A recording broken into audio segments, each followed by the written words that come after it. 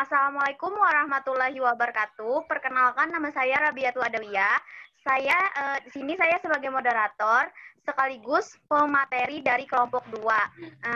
Baiklah, saya ingin memperkenalkan pemateri dari kelompok 2. Yang pertama yaitu ada Elman Nur Sapitri, yang kedua Rabiatul Adawiyah, yaitu saya sendiri, dan yang ketiga Nurillah Ramadina. Jadi di sini kami ingin mempresentasikan hasil makalah yang berjudul faktor-faktor yang mempengaruhi permasalahan anak usia dini dengan dosen pengampu Dr. Sulistiana SPD MPD. Ya, baiklah, kepada pemateri 1 saya persilahkan membacakan materinya.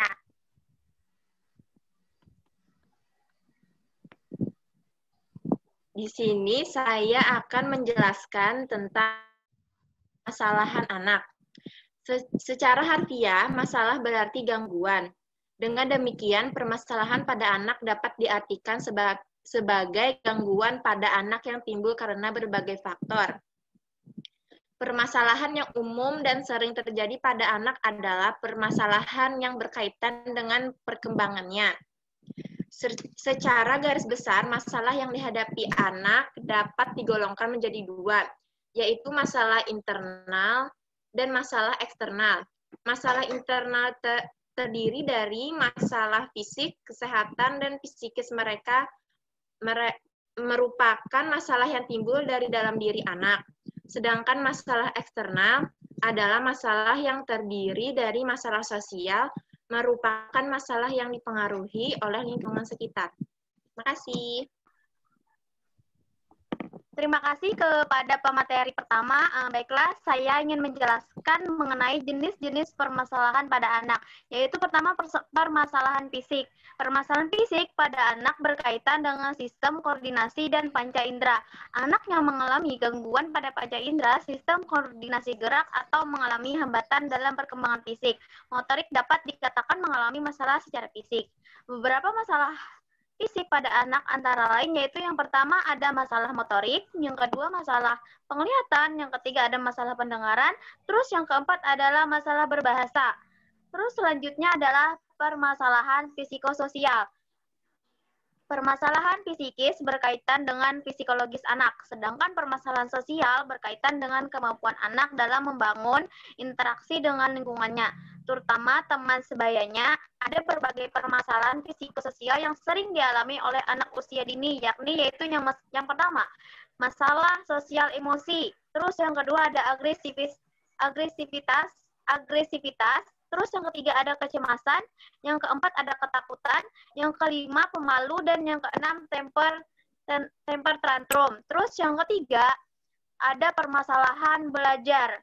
Permasalahan belajar yang diungkapkan oleh Sauma 2004 berkaitan dengan kesulitan belajar. Di sini penulis mengungkapkan bahwa permasalahan belajar bukan hanya mengenai kesulitan belajar atau ketidakmampuan anak dalam mencapai atau mengikuti taraf belajar yang telah ditentukan, tapi juga mengenai giftedness, yaitu yang berarti dengan keberbakatan anak itu sendiri.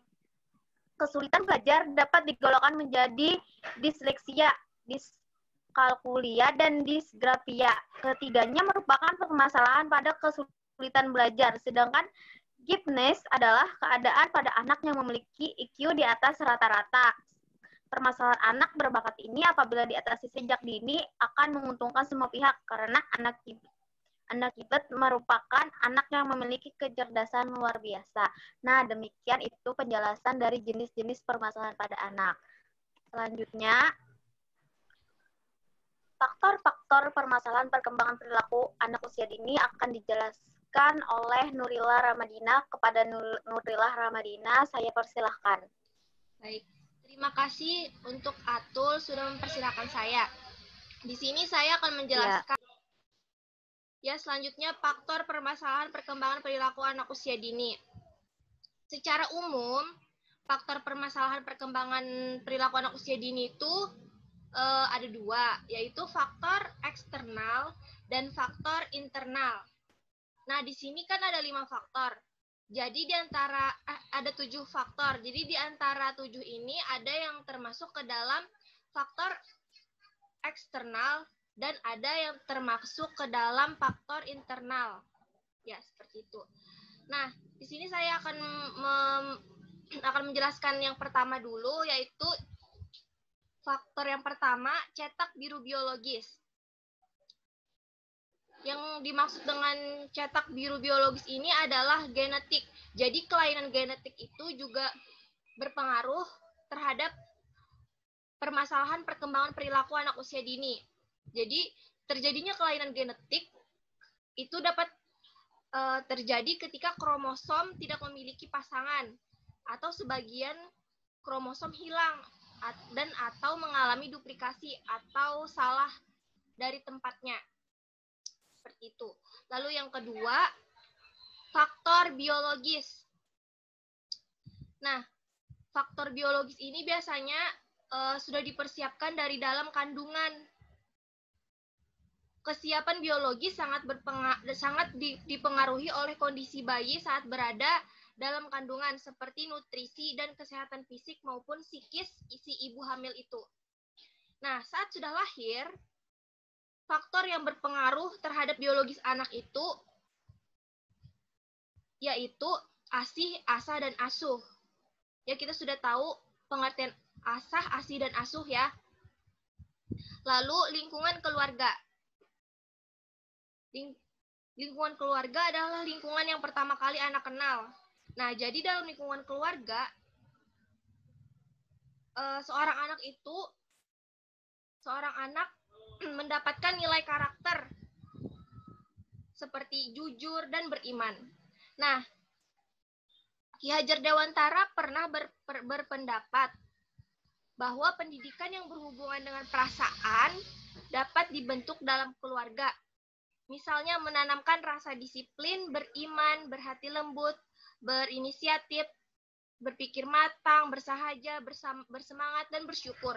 Itu semua didapatkan di dalam keluarga. Lalu selanjutnya, faktor lingkungan sosial. Lingkungan sosial ini seperti teman bermain anak, lalu tetangga, ya di sekitar lingkungan anak itu dapat mempengaruhi perkembangan perilaku anak usia dini. Lalu selanjutnya lingkungan sekolah. Nah, kalau di lingkungan sekolah ini biasanya terstruktur karena sekolah adalah lembaga pendidikan formal yang secara sistematis melaksanakan program bimbingan pengajaran atau latihan dalam rangka membantu para siswa agar mampu mengembangkan potensinya secara optimal, baik yang menyangkut aspek moral spiritual, intelektual, emosional, sosial, maupun fisik motorik. Nah, Harlock pernah berpendapat bahwa sekolah merupakan faktor penentu bagi perkembangan kepribadian anak, baik dalam cara berpikir, bersikap, maupun berperilaku. Sekolah berperan sebagai substitusi keluarga dan guru sebagai substitusi orang tua. Ya, itu saja dari saya kembalikan kepada moderator. Terima kasih kepada Nurullah. Selanjutnya, materi selanjutnya akan dijelaskan oleh Elma Norsapitri. Kepada Elma, saya persilahkan. Terima kasih. Selanjutnya, saya akan menjelaskan tentang kelompok teman sebaya. Teman sebaya yaitu berarti orang dengan tingkat umur dan kedewasaan yang kira-kira sama.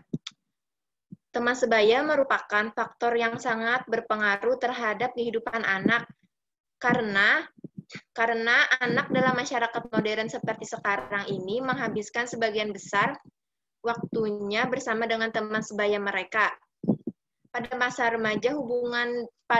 anak, hubungan dengan teman sebaya meningkat secara drastis.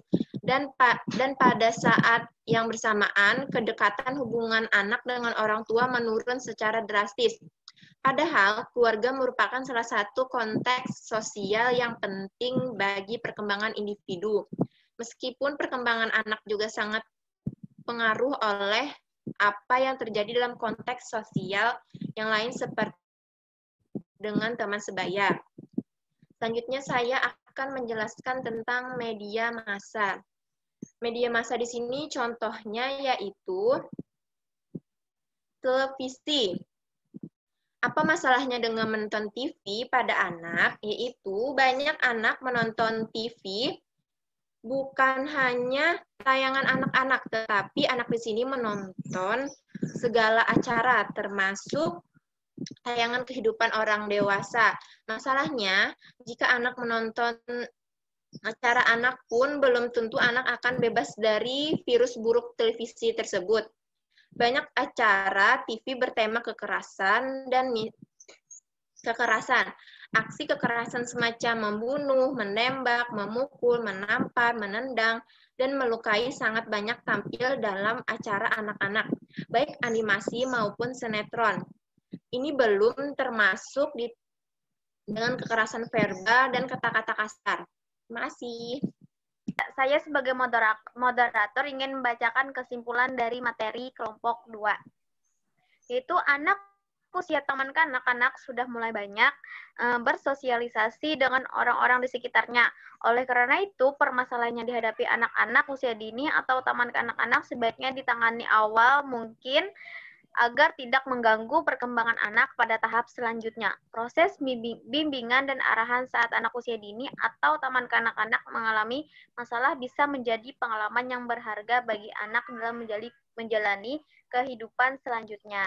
Nah, demikian presentasi dari kelompok 2. Bagi teman-teman yang ingin bertanya, bisa langsung chat ya. Demikian kami akhiri. Wassalamualaikum warahmatullahi wabarakatuh. Waalaikumsalam warahmatullahi wabarakatuh.